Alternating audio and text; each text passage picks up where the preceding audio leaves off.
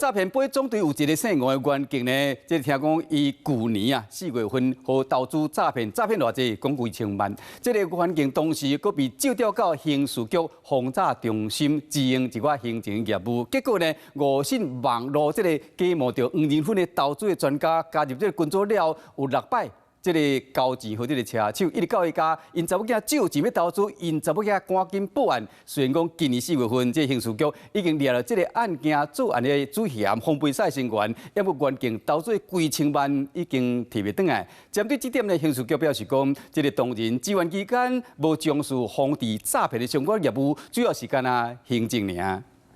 他们10、9、8。大批员警守伫咧门口，不过嫌犯却拢唔愿开门，警方直接攻破进入。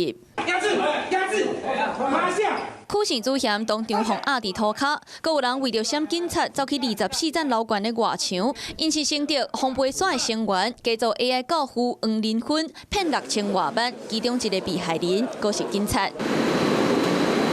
哄骗的员警过去捌伫咧刑事局的诈防中心支援，想要到要打诈刷颠倒哄骗。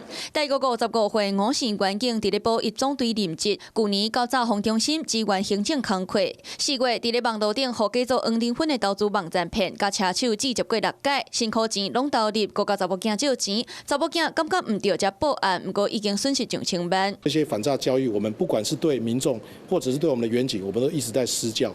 这一位同仁当初来我们这边支援的时候，他是从事一般的事务性工作，因为他的年纪比较偏长，分析这一些所谓的诈骗资料以及金融资料，可能需要比较年轻或者是专有技术人才啊，所以说他并没有从事这样的工作。去年最高峰8月份的时候呢，每天的财损呢，大概是在4亿5千万左右呢。